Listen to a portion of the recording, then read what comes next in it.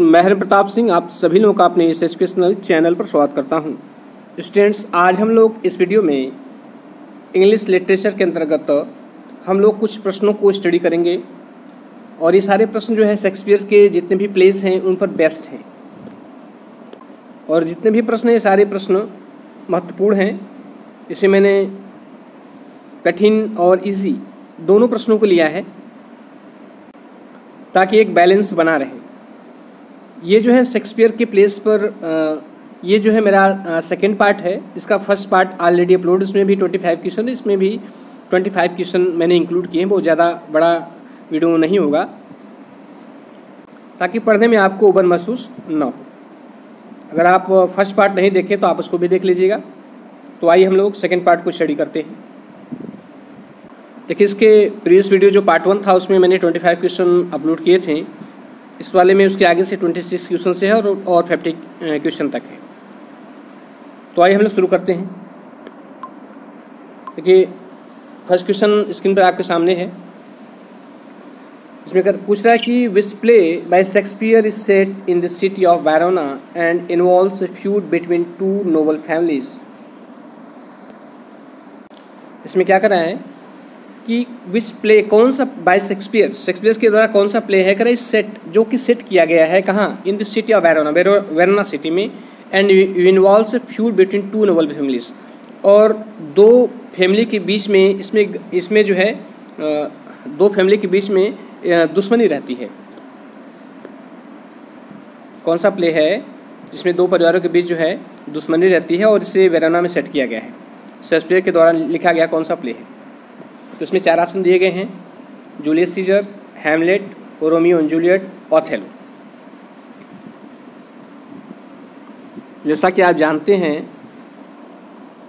कि इसका आंसर क्या होगा, इसका आंसर होगा रोमियो एंड जूलियट। देखिए,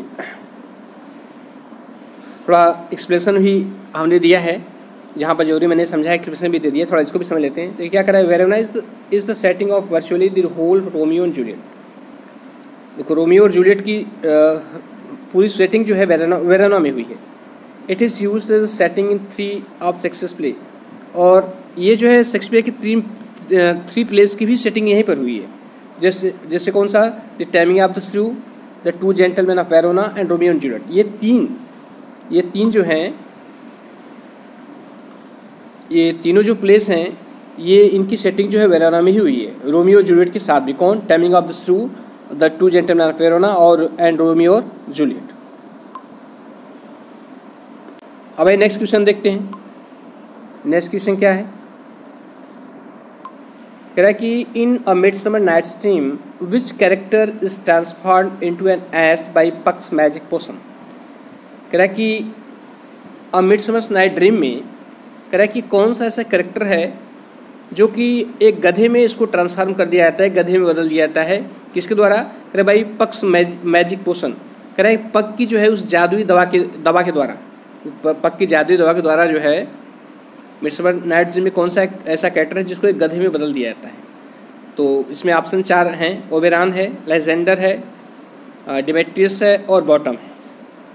तो आपको बताना है कौन सा आंसर सही होगा। तो इसका जो आंसर है वो आंसर डी होगा, बॉटम। बॉटम को जो है पक एक मैजिक पोशन देकर जो है उसे एक गधे में बदल देता है।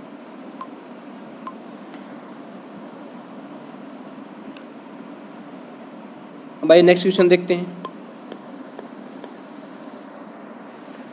नेक्स्ट क्वेश्चन है, कह रहा है which play features the character Portia who disguise herself as a lawyer to save Antonio's life.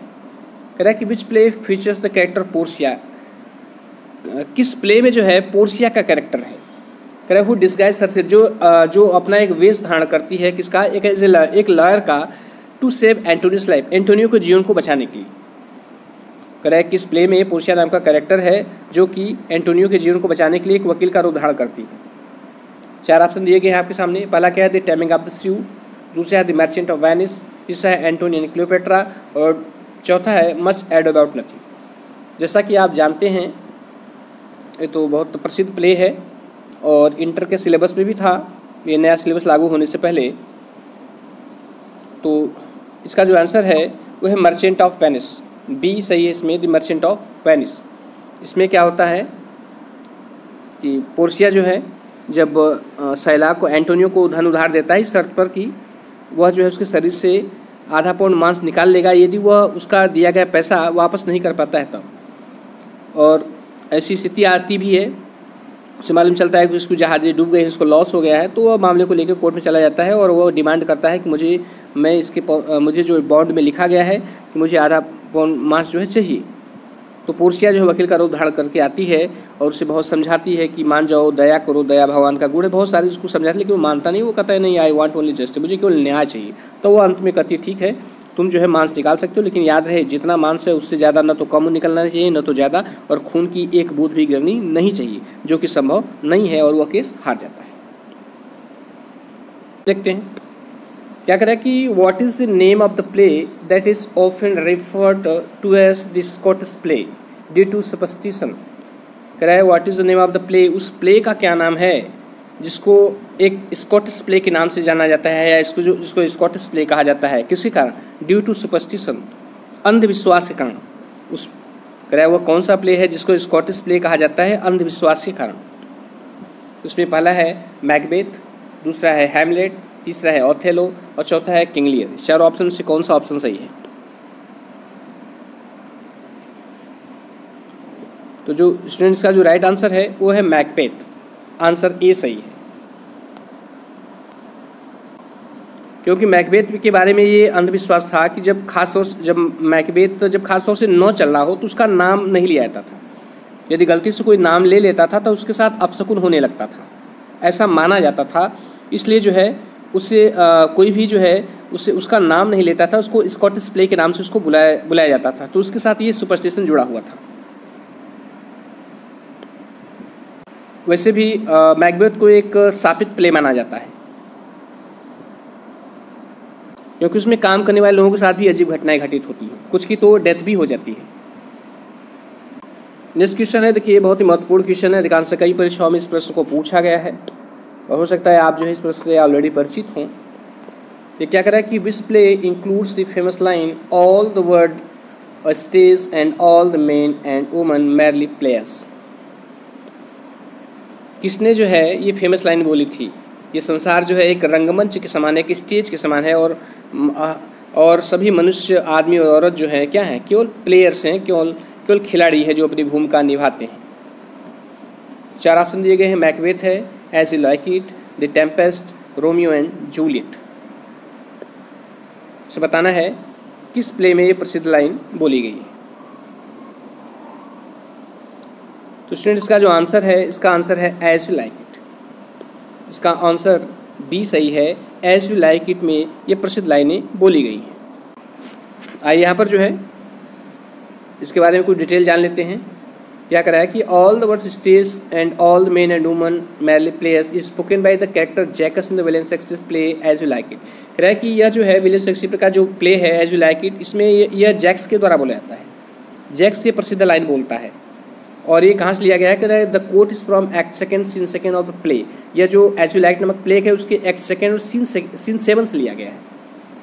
जब जैक्स जो है एक कह रहा है डिलीवर से एक मोनोलॉग बोलता है, reflecting on the stage of human life and comparing them to various roles in theatrical performance. वह कह रहा है वो मनुष्य के जीवन के जो स्टेजेस हैं उनकी तुलना किससे करता है? जो थिएट्रिकल लाइफ होती है, जो थिएटर में लोगों द्वारा भूमिकाएं निभाई जाती है, उस पर वो ये कंपेयर करते हुए बोलता है कि जिस प्रकार एक रंगमंच होता है, रंगमंच को विभिन्न प्रकार के कलाकार होते हैं, उनकी विभिन्न प्रकार की उनके रोल दिए होते हैं, उसी तरह हमारा भी जीवन है, मनुष्य का भी जीवन है, वो यहाँ पर आता है, वो विभिन्न प्रकार के रोल निभाता है। कोई हंसता है, कोई खेलता है, कोई गाता है, कोई रोता है। अब नेक्स्ट क्वेश्चन देखते हैं। इसमें क्या कर रहा है कि in Othello what is the handkerchief given as a gift by Othello to Desdemona often referred to as.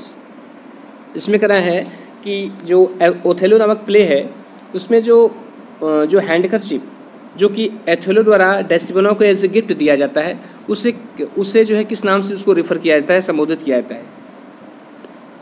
इसमें 4 ऑप्शन है। पहला है the love token, the Moor's emblem, the Venetian keepsake, the willow weep.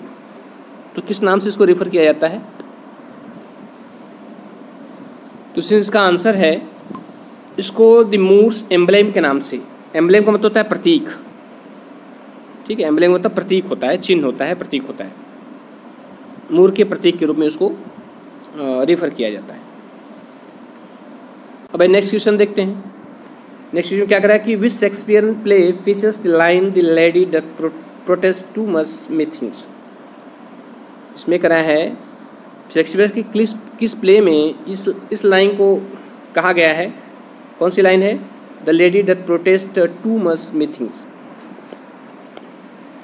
Hamlet है, Macbeth है, Othello है और Julius Caesar है। तो किसमें ये प्रसिद्ध लाइन कही गई है। तो स्टूडेंट्स इसका आंसर जो है, इसका आंसर है हैमलेट। ये लाइनें किसमें बोली गई हैं, ये लाइनें जो है हैमलेट में बोली गई हैं। इसके बारे में थोड़ा सा डिटेल में पढ़ लेते हैं। क्या कह रहा है कि the line the lady doth protest too much may think is spoken by Queen Gertrude. ये लाइनें किसके द्वारा बोली जाती है, ये क्वीन गर्ट्रूड के द्वारा बोली जाती हैं। किसमें बोली जाती है, in act 3 scene second, act 3 के सीन सेकेंड में। ये जो है आप William Shakespeare play Hamlet, William Shakespeare का जो प्ले नाम, जो हैमलेट नामक प्ले है, उसके एक्ट 3 और सीन सेकेंड में ये लाइनें जो क्वीन गर्ट्रूड होती है, जो हैमलेट की मदर होती है, उसके द्वारा बोली जाती है। Queen Gertrude says this line, queen Gertrude ये लाइनें कहती हैं during a performance of play with in the play. कह रहा है जब प्ले के अंदर प्ले परफॉर्म किया जाता है, जो हैमलेट जो है एक नाटक खेलता है, और ठीक वैसे ही किंग डंकन की हत्या का वो प्ले करवाता है। वो देखना चाहता है क्लाउडियस की रिस्पॉन्ड देखना चाहता है, उसी वो प्रतिक्रिया देखना चाहता है, वो कंफर्म करना चाहता है कि वास्तव में इसी ने हत्या की है कि नहीं। तब उस दौरान वो कहती है। तो वही करा है, फिर से बता दूं, कह रहा है the line the lady doth protest too much methinks spoken by Queen Gertrude. Queen Gertrude द्वारा कही जाती है किसमें, कह रहा है in act 3 scene 2 of William Shakespeare play Hamlet. William Shakespeare का लिखा गया प्ले जो हैमलेट है, उसके एक्ट 3 में और सीन सेकेंड में। Queen Gertrude says this line, queen Gertrude ये लाइन कहती है during a performance of play with in the play. कब, जब प्ले के अंदर प्ले को परफॉर्म किया जाता है। विच हैमलेट हैड स्टेज्ड, जिसका उस प्ले का मंचन जो है हैमलेट ने करवाया था, to reveal the guilt of his uncle, ताकि उसके अंकल के का जो दोस्त है, जो अपराध हो वो स्पष्ट हो सके, उसको जानने के लिए।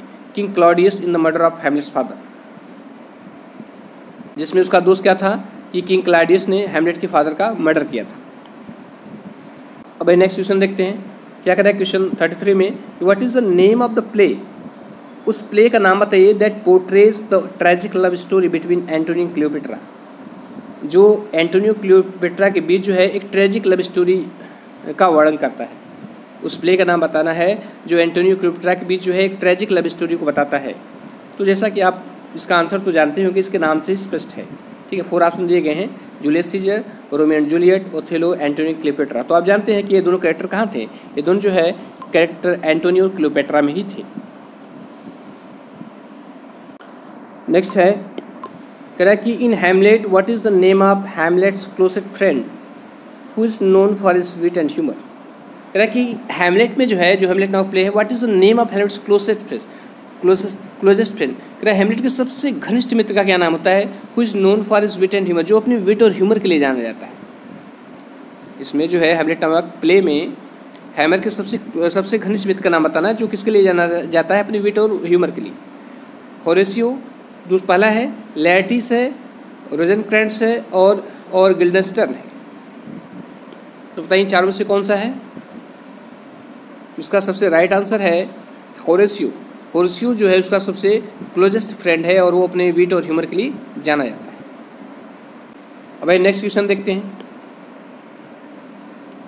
नेक्स्ट क्वेश्चन क्या है, कह रहा है कि which Shakespearean play features the character Beatrice and Benedick who engage in witty verbal sparring. कह रहा है कि शेक्सपियर के किस प्ले में ये दो कैरेक्टर्स हैं, बेट्रिस और बेनेडिक्ट, जो कि हमेशा किस में लगे रहते हैं, वर्बल स्पैरिंग, मतलब एक दूसरे से हमेशा झगड़ा करने में, व्यंग करने में, एक दूसरे को चिढ़ाने में। तो इसमें बेट्रिस और बेनेडिक्ट कौन से दो कैरेक्टर किस में हैं। 4 ऑप्शन दिए गए हैं, Midsummer Night's Dream, Much Ado About Nothing, Romeo and Juliet, the Tempest. बताइए इसमें से कौन सा है जिसमें ये दोनों कैरेक्टर है, बेट्रिस और बेनेडिक्ट। तो ये है Much Ado About Nothing, Beatrice and Benedick. अब नेक्स्ट क्वेश्चन देखते हैं। नेक्स्ट क्वेश्चन है कि what is the name of the king who rules over Denmark at the beginning of Hamlet. कह रहा है कि what is the name of the king, उस राजा का क्या नाम है हु रूल्स ओवर डेनमार्क, जो डेनमार्क पर शासन करता था at the beginning of Hamlet, Hamlet के प्रारंभ में। हैमलेट के प्रारंभ में उस शासक का नाम बताना है जो कि डेनमार्क पे शासन करता था। इसमें 4 ऑप्शन है, King Lear, king Duncan, king Claudius, king Oberon. तो इसमें है किंग क्लॉडियस, क्योंकि जब हैमलेट आरंभ होता है तो उसमें दिखाया जाता है राजा के रूप में किंग क्लॉडियस को ही दिखाया जाता है, क्योंकि वो ऑलरेडी जो है हैमलेट के फादर का मर्डर कर चुका था और राजा बनकर के बैठा हुआ था, और जो है वो किंग जो हैमलेट की मदर है उससे वो शादी कर लिया था, जिसका नाम गर्टरूड था।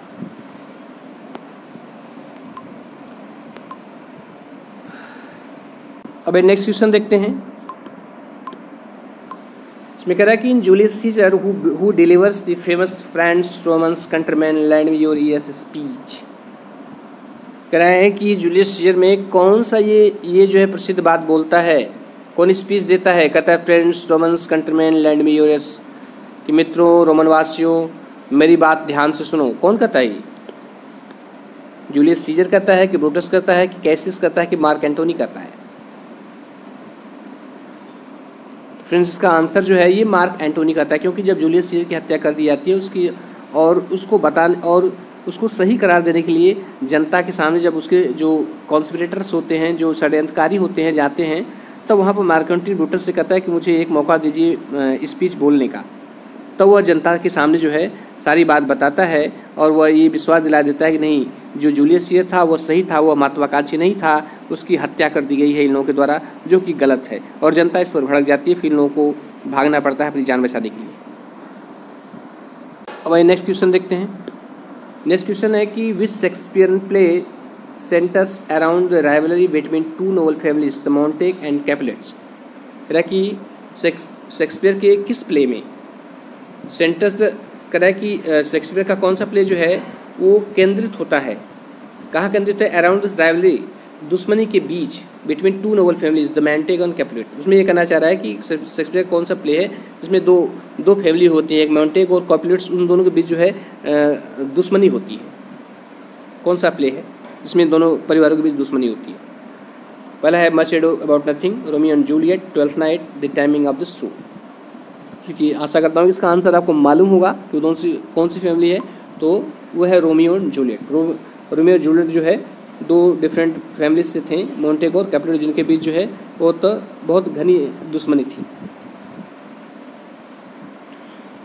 अब नेक्स्ट क्वेश्चन देखते हैं। नेक्स्ट क्वेश्चन है कह रहा है कि in Othello what is the name of Othello's ensign who manipulates him with lies and deception. कह रहा है कि ओथेलो में what is name of Othello's ensign, कह रहा है कि उस व्यक्ति का क्या नाम है, वो मैनिपुलेट्स, जो उसके मन को परिवर्तित कर देता है, विथ लाई, झूठ से, एंड डिसेप्शन, और धोखे से। उस व्यक्ति का नाम बताना है जो कि ओथेलो नामक जो प्ले है उसमें ओथेलो जो कि उसका हीरो होता है, इस प्रकार उसके मन को परिवर्तित कर देता है, झूठ बोल कर और धोखा दे करके। इसमें 4 कैरेक्टर हैं, इयागो है, कैसियो है, रोड्रिगो है और मर्क्यूसियो है।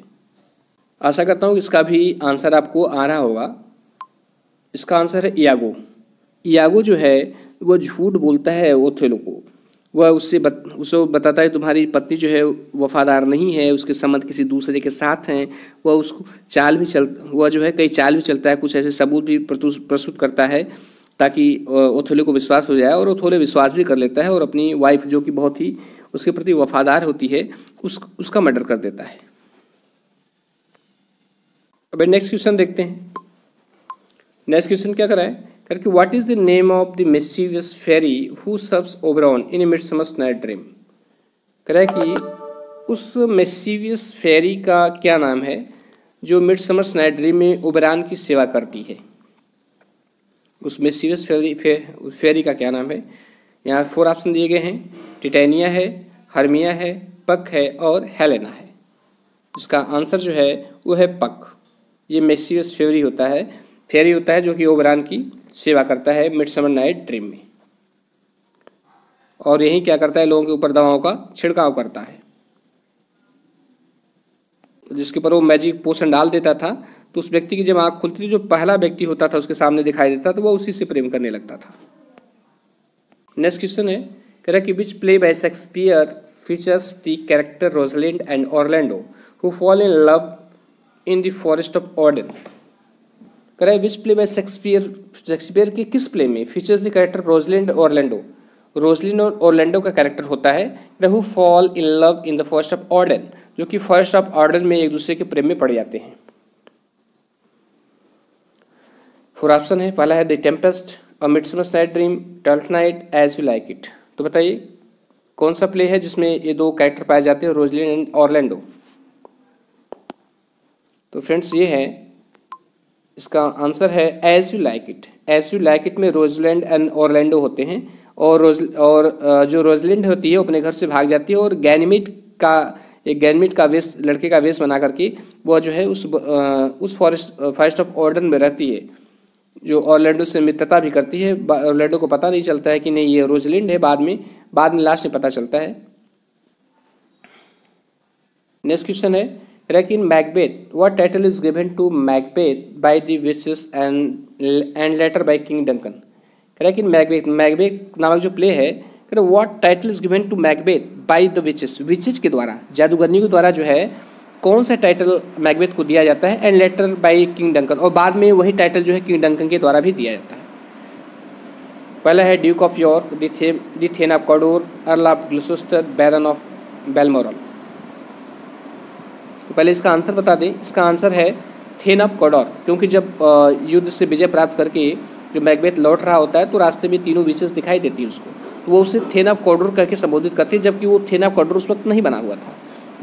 बाद में जब वो जाता है तो जो किंग डंकन होते हैं वो जो थेन ऑफ कॉर्डोर है उसको हटा करके थेन ऑफ कॉर्डोर जो है इसको नियुक्त कर देते हैं मैकबेथ को। अब नेक्स्ट क्वेश्चन देखते हैं, क्या कह रहा है कि which Shakespearean tragedy features the character Cordelia the youngest daughter of King Lear. इसमें कह रहा है शेक्सपियर की किस ट्रेजेडी में कॉर्डेलिया नाम की कैरेक्टर होती है जो किंग लियर की सबसे छोटी लड़की होती है। फर्स्ट है रोमियो एंड जूलियट, दूसरा है ओथेलो, तीसरा है हैमलेट और चौथा है किंग लियर। तो आशा करता हूँ कि इसका भी आंसर आपको आ रहा होगा। जो किंग लियर नामक जो प्ले है उसमें उसकी जो सबसे यंगेस्ट डॉटर होती है कॉर्डेलिया, जिसे राजा जो है कुछ नहीं देता है, उसे निकाल भी देता है अपने राज्य से, और लास्ट में वही बेचारी आकर के जब किंग लियर की मदद करती है, क्योंकि जब उसकी दोनों और दो बेटियां थी इससे वो सारी संपत्ति बांट देता है, वो दोनों तो अपने राज्य से निकाल देती हैं, बहुत दुख देती हैं किंग लियर को। लास्ट में कॉर्डेलिया ही मदद के लिए आती है, जबकि कॉर्डेलिया को कुछ भी नहीं दिया जाता। नेक्स्ट क्वेश्चन है, in the Tempest who is the rightful duke of Milan who was overthrown and left stranded on an island. In the Tempest, correct the Tempest नामक जो प्ले है, who is the rightful duke of Milan, Milan का जो सच्चा Duke है वो कौन है। हु वाज ओवरथ्रोन, जिसे करे वहाँ से हटा दिया गया था, भगा दिया गया था, and left stranded on island, और जिसे एक आइसलैंड पे छोड़ दिया गया था, मतलब जिसे जो है वहाँ से उसके पद से हटा दिया गया था। इसमें ये करा चाहे टेम्पेस्ट का जो है जो वास्तविक ड्यूक था मिलान का, टेम्पेस्ट नामक प्ले में वो कौन वास्तविक ड्यूक था जिसे जो है उसे पदस्थ कर दिया गया, उसे अपदस्थ कर दिया गया था, उसके पद से हटा दिया गया था, उसे एक आइसलैंड पे भेज दिया गया था। तो यहाँ से 4 ऑप्शन है, एंटोनियो है, फर्डिनेंड है, सेबेस्टियन है और प्रॉस्पेरो है। तो जैसा कि आप जानते हैं राइट आंसर क्या है, राइट आंसर है प्रॉस्पेरो। प्रॉस्पेरो ही मिलान का जो वास्तविक ड्यूक था जिसे उसके पद से हटा दिया जाता है और जो है उसे एक आइसलैंड पे भेज दिया जाता है। नेक्स्ट क्वेश्चन है, कि which Shakespearean play features the character Shylock, a Jewish money lender. कह रहा है कि शेक्सपियर के किस प्ले में एक कैरेक्टर है जिसका नाम शैलॉक है, और ये शैलॉक क्या है, एक ज्यूइश मनी लेंडर, मतलब एक मनी लेंडर है, एक साहूकार है जो पैसे ब्याज पर देता है, और वो क्या है, वो यहूदी है, ज्यूइश है। And is demand for a pound of flesh, और जो कि 1 पाउंड मांस की डिमांड करता है। शेक्सपियर के किस प्ले में ये शैलॉक नामक व्यक्ति है जो कि मनी लेंडर है और 1 पाउंड मांस की डिमांड करता है। The taming of the stew, दूसरा है द मर्चेंट ऑफ वेनिस, सी है मस्ट एड अबाउट नथिंग, और चौथा है रिचर्ड थर्ड। जैसा कि ऑलरेडी इससे संबंधित प्रश्न पहले आया था, मैंने बता दिया था, ये है द मर्चेंट ऑफ वेनिस। बाद में जाती है पोर्शिया, जो है इस ड्रामे की हीरोइन होती है, वह एक वकील का रोल धारण करके आती है और जाकर के वह एंटोनियो की जान बचाती है, उसके केस की पैरवी करके।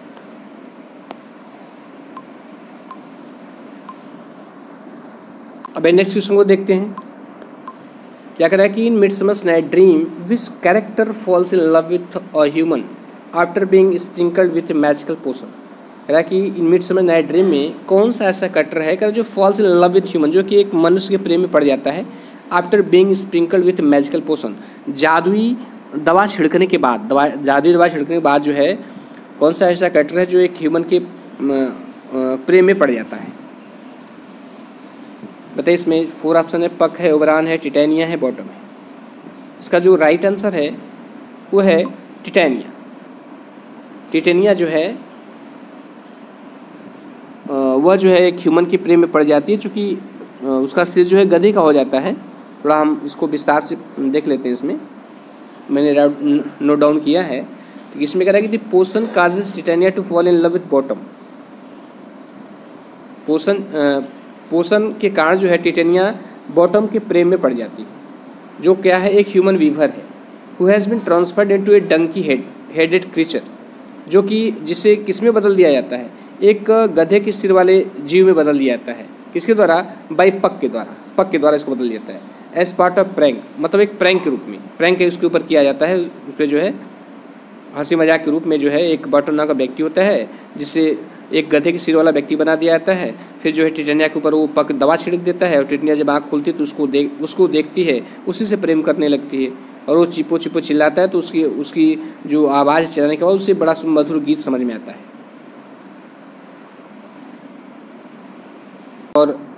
और इसके इस सीन के कारण जो है, ये जो सीन होता है इससे एक ह्यूमरस और फैंटेस्टिकल सिचुएशन क्रिएट होता है, आनंद प्रदान करने वाली स्थिति बनती है। देखते हैं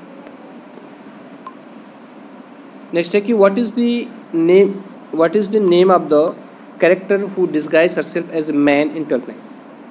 कह रहा है what is the name of the character, उस कैरेक्टर क्या नाम है, who disguise herself as a man, जो कि एक मनुष्य का रूप, एक आदमी का रूप धारण करती है 12th नाइट में। किसमें? 12th नाइट नाटक में कौन सा ऐसा कैरेक्टर है जो कि एक पुरुष का रूप धारण करता है?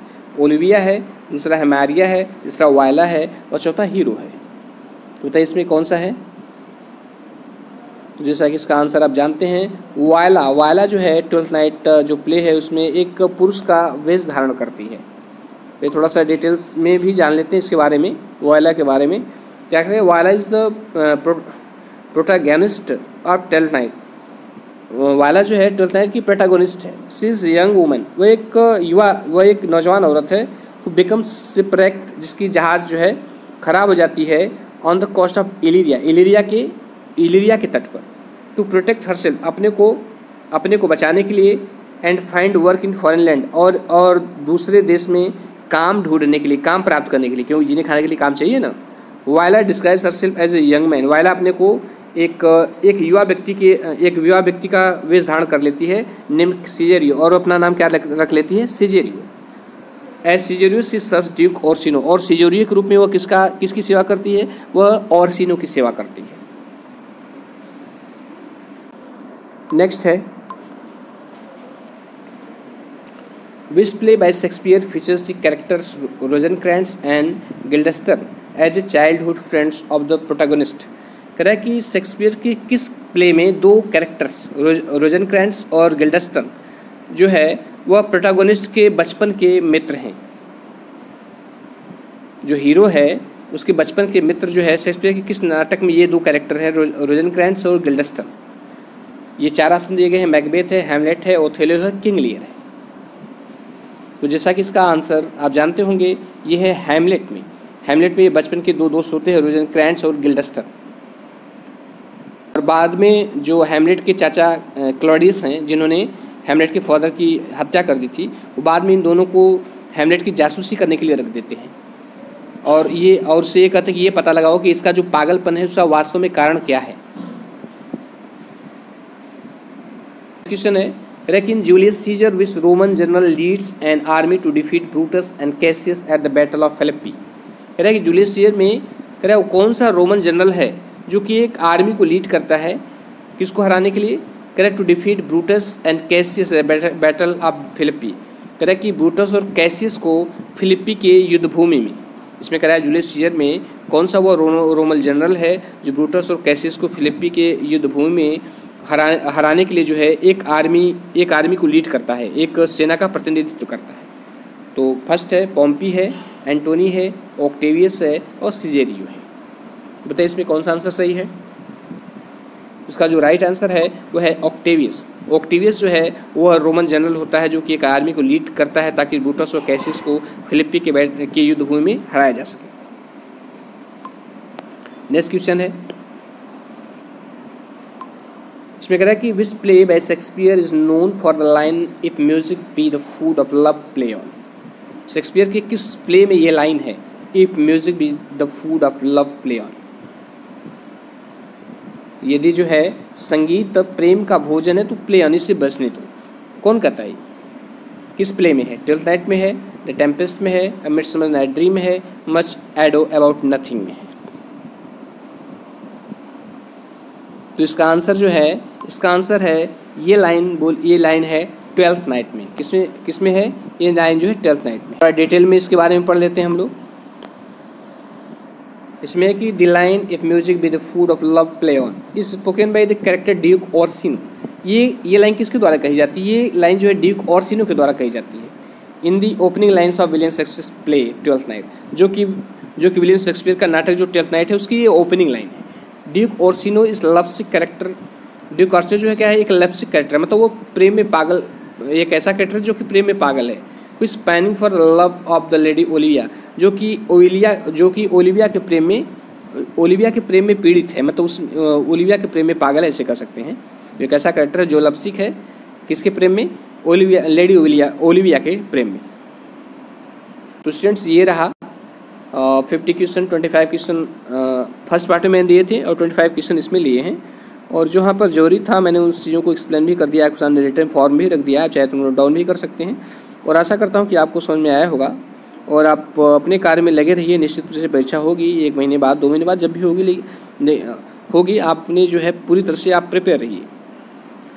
तो फ्रेंड्स वीडियो देखने के लिए बहुत बहुत धन्यवाद। और यदि अच्छा लगा हो तो लाइक से शेयर करिएगा और भी वीडियो की आवश्यकता है तो आप हमें कमेंट जरूर करिएगा, हम निश्चित रूप से आपको लेकर के आएंगे।